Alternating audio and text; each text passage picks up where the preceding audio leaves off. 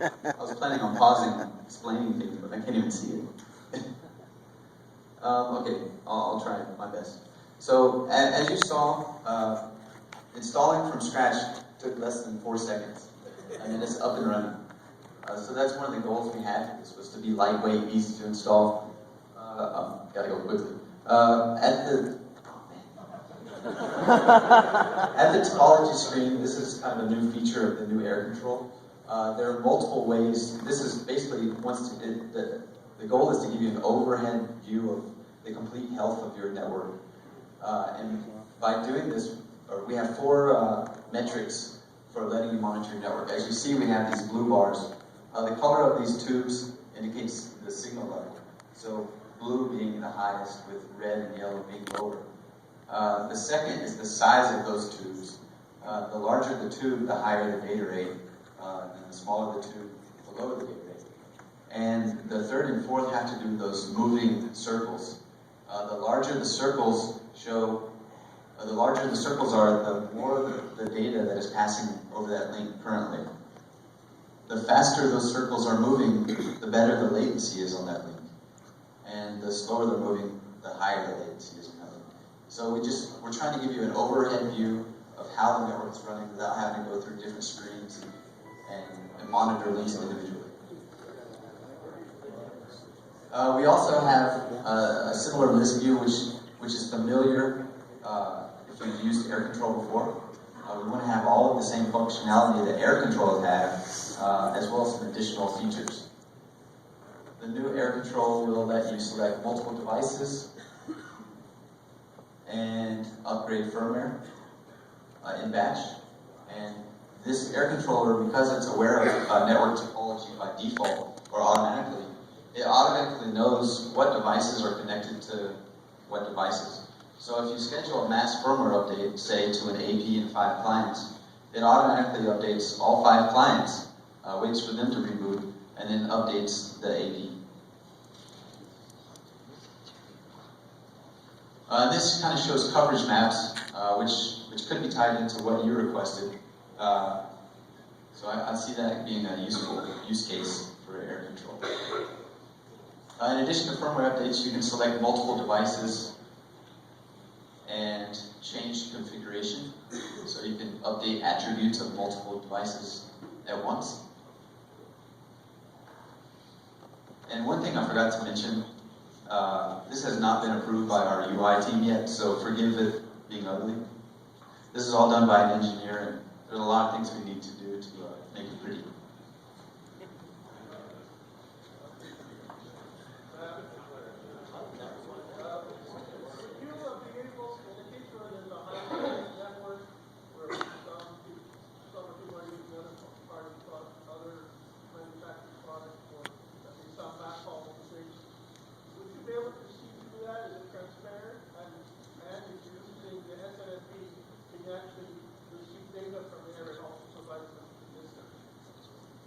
Third-party SNMP support. Currently, this is not planning. We're not planning on supporting this, especially out of the gate. The purpose of air controller is to automatically and easily monitor all your devices, kind of tailored towards Ubiquiti equipment. So right now, there's no definite plan to add external third-party SNMP support.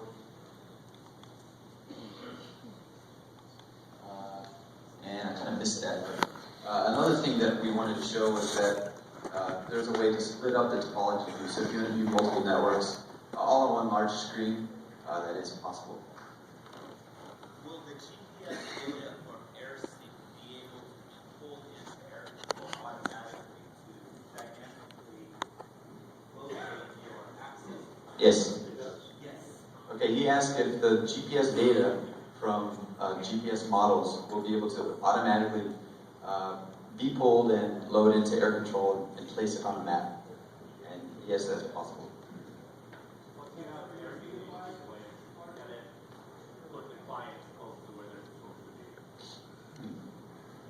That's kind of cool. You can determine the ag timeout and which beam they're on. It could be pretty cool. Can you expand on what automatic position support is? I can't go too much into it now because we're still finalizing that and designing it. But the idea, the overall idea is that you'll have to do as little as possible. So if you have requests or suggestions on how you'd like to see that, please come see me. And it's some way of just pushing out it and default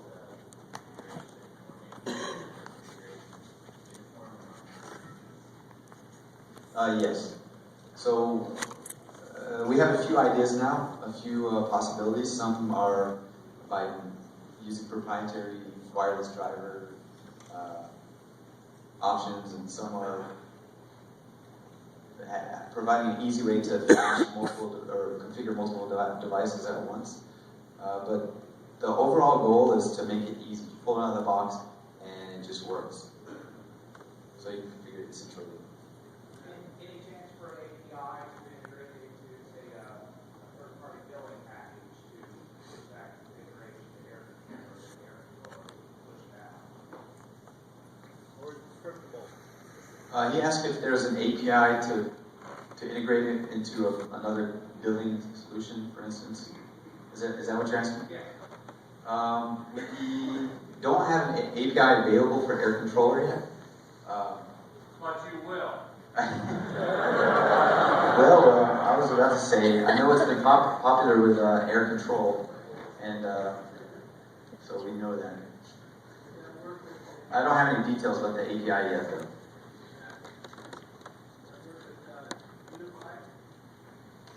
No, Unify is really another product. It's managed completely differently, so I think these will be marketed, or they'll be in different markets, so not really much overlap with those products. Is that topology awareness compatible with routing networks? Yes, it doesn't really use any kind of layer 2 detection or anything like that. It really just looks at the wireless associations. So even if the radios are on different subnets, it will still work.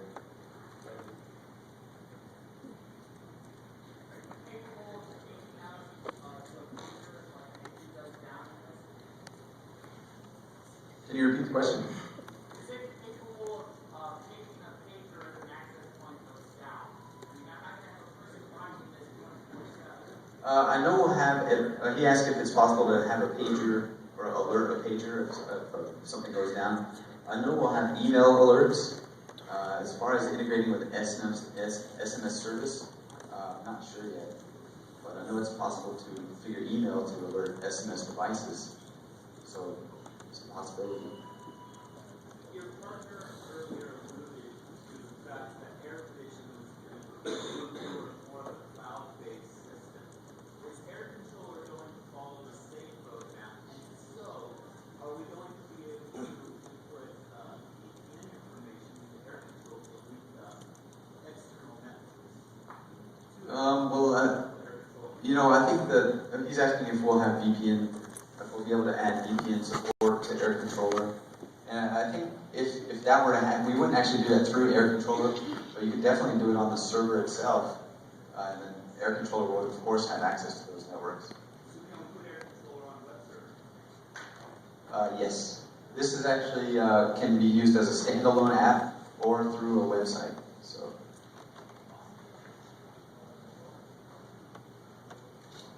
All right, I don't remember what's next. Is AirController going to do anything as far as... Go ahead. I think everybody's mad at you.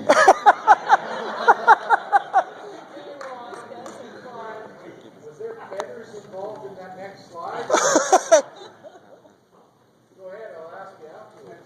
AirController can be used as a device, some access point is tilted to move it over the brakes. What's the question? Client device, let's say you have a prospective CP site, you want to see what it's, who sees it, tilted, that kind of thing. I'm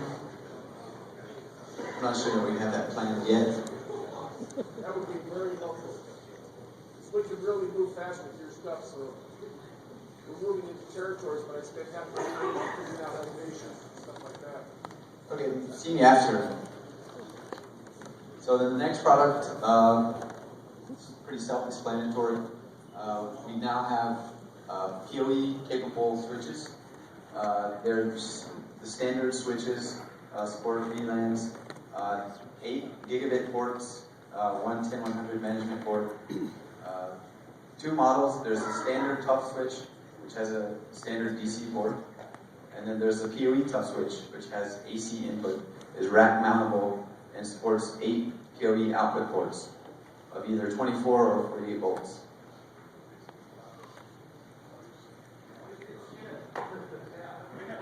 When's it arrive in North America?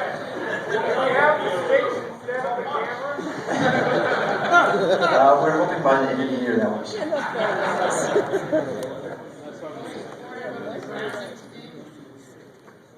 Sorry? I do believe they are grounded Ethernet ports. It's a switch, but off and on from the PoE or just... Yes, you can control it via software. They have a fully managed web interface similar to Airmax. Auto ping? Sorry? Auto ping. The radio's down, it reboots it. Okay, well, I'm sure that will be requested quite frequently. Required, not requested. But I just want to give a screenshot of the current firmware and what it looks like. As you can see, it's similar to our other firmware. You can log in, configure each port individually, add VLANs, etc.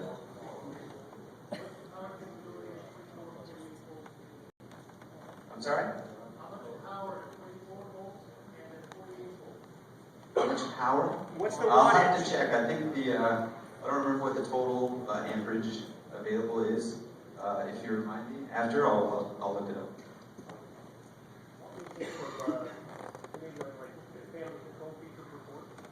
Yes, we already have that feature built in, traffic limiting per port, so you can set traffic rules per port. Management VLANs in there? Yes. Is there an adapter to use conventional AF PoE out of that as well? We don't have a backwards 802.3AF adapter. We just have the standard 802.3AF to passive. We don't have a passive to 3AF. It's an 8-port. What's the one on the far left? The 10100 management port.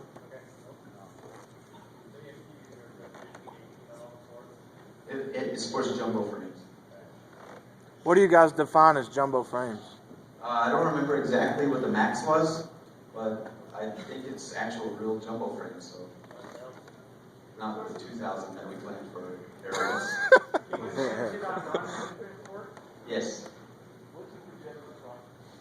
We don't have pricing set yet, but I'm sure you'll be happy.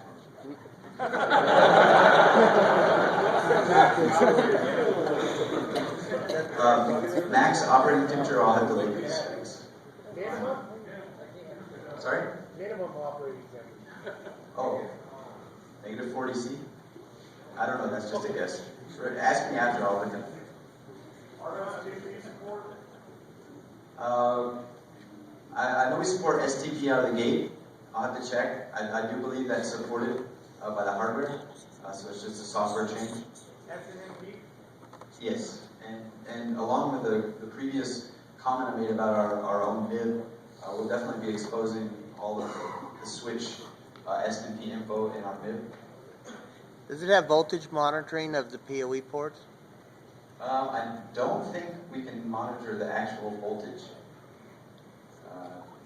Maybe. Can you guys manage the traffic address?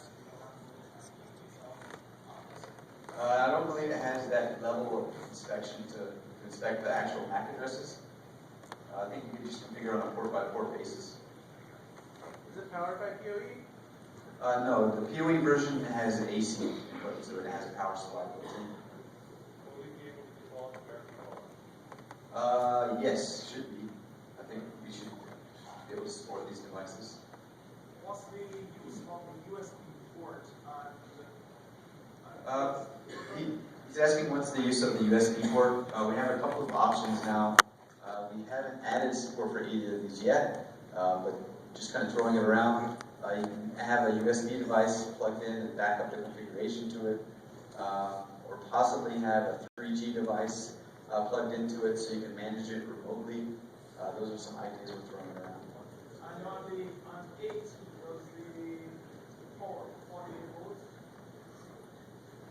Sorry? 802.3, 80, follow. Or is it support? No, it's only passive PoE, just the standard PoE we use for all of our Ubiquiti products. Support either AF or AT. No. IGMP sniffing, multicast. I'm not sure if that's supported yet. I'll have to look. I don't have the full spec sheet. Well, we do it when we try to change the settings.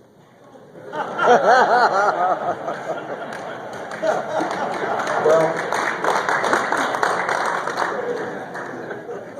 so this is based off AirOS. It has the configuration of AirOS. Just use test. But that is something that's in our feature request list for AirOS. It's instant change. So maybe one day we can have that. Sorry? Oh. He asked if it's possible to make changes without a reboot or soft restart. If your ports are gigabit, does that mean you're going to be releasing the radio to gigabit as well? Now look what you did.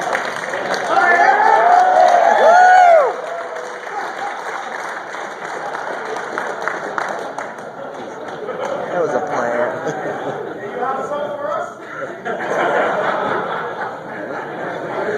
PT Barnum's in the house. So Two cameras for that. we decided we should make a radio that has gigabit support.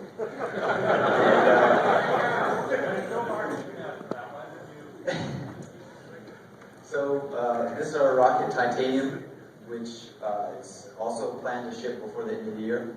It has gigabit Ethernet support, GPS support, and has a full metal enclosure, which is waterproof as well. So similar to our Rocket GPS, but a little bit more rugged, and of course has the GPS or gigabit interface. You're welcome. He said thank you for adding more lights. Any questions about this? I like the lights too, but can you turn the lights off so it's a worse target for rifle hunters? I think the way a lot of people do suggest electrical tape. It falls off in hunting season. October hits, it falls right off. I think more. a lot of people change the sensitivity so that those LEDs are never on.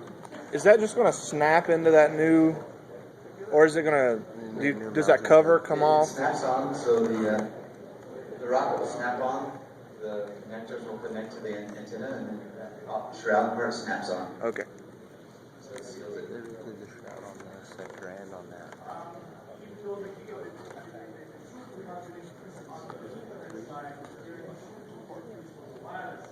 The RF is similar to the Rocket 5.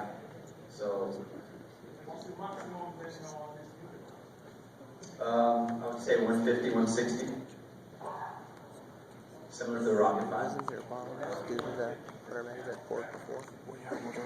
No, I'm talking actual TCP throughput. So Have to.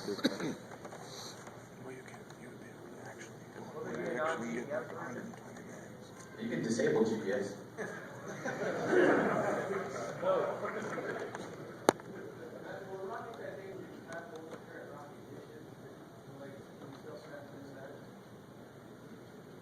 Can you snap these in the current dish?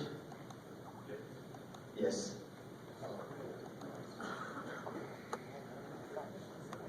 Where's the GPS on that radio?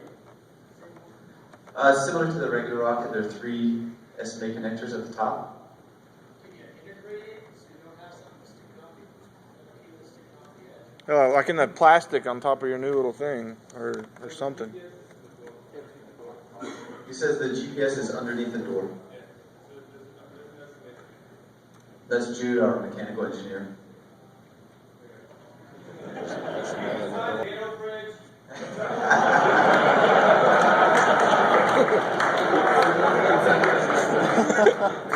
Did you design the nano bridge? Can you open the nano bridge?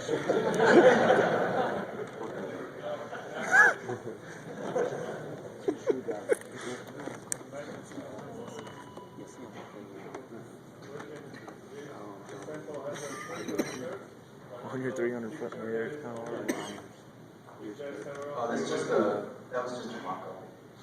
I think you're talking about the one at the top? Yeah, it's just a mock-up drawing. Does the cable run on a gigabit maybe shorter than 100? No, I don't think so. We are looking at new improvements and designs for wireless products. We don't have anything now, but we're definitely looking to always improve our products and increase performance. Any options for doing point configuration instead of point to multi-point? Is there any option of doing a point-to-point instead of point-to-multi? Yeah, for backhaul links where you get better throughput point to point. Sure. I don't think I understand the question, but Instead of having a access point that has multiple stages where it's only on a single stage where you've got standing together well, so Airmax automatically, if there's only one association, it kind of uses a point-to-point mode. It does things that when multiple clients are associated, it doesn't do. So we kind of already do that. He was asking if, I think if we could have a point-to-point mode so it has better performance than point-to-multipoint. Correct. Part of that is the app time, right? Part of that is the act time. Right. I know that there's a checkbox in there that disable app for Yeah, there's okay, so there's an option, what's called point-to-point no act. We've renamed it 5.5 for long-distance point-to-point mode, I think. The reason for that was the hardware itself did not support really long links because of the act timeout. It had an act value. So we added this new mode that got around that limitation so that we could do longer distance links. That was the purpose of that.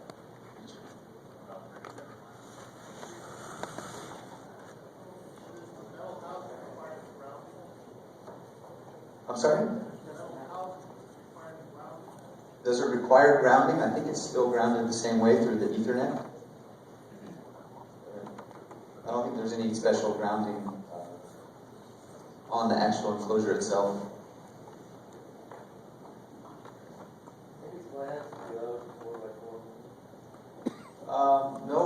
No plans, but I mean, we're definitely exploring other technologies.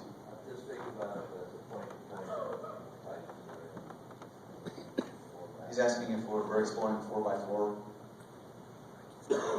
There's always plans for new products, for additional throughput.